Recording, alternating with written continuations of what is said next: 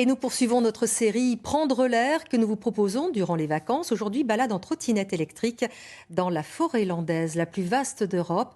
Un mode de déplacement doux, silencieux, un tourisme alternatif aussi éco-responsable pour profiter de la nature sans la déranger. Hélène Chauin, Laure Bignalet.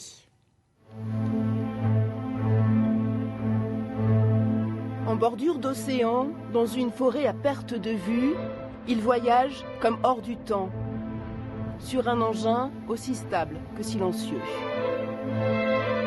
Tout le temps avoir les deux mains ici, d'accord? Voilà, donc on mettra les pieds là.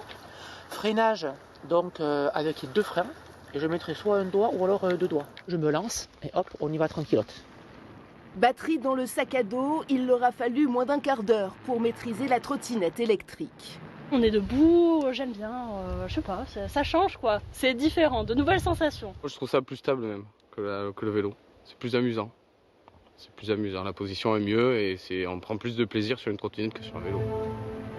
Ils empruntent les sentiers forestiers, les pistes cyclables. Sur de grandes routes tout-terrain, ils filent à 7 ou 8 km/h, sans déranger ni les habitants, ni les usagers.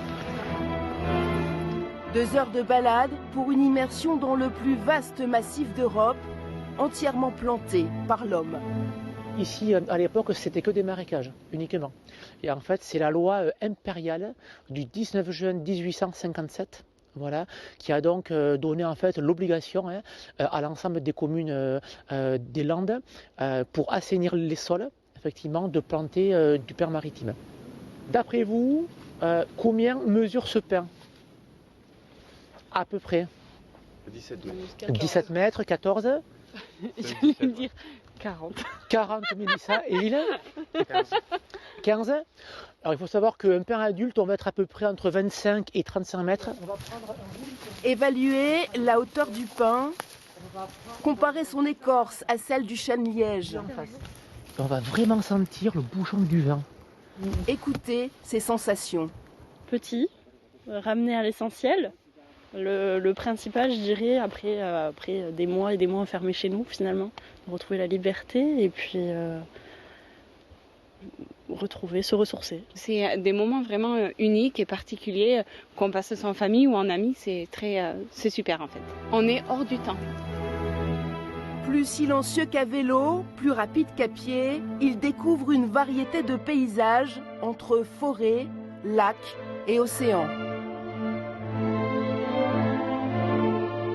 Jean-Daniel Irumberi a été le premier prestataire d'activités et de loisirs labellisé environnement en France. Il propose une offre touristique alternative éco-responsable.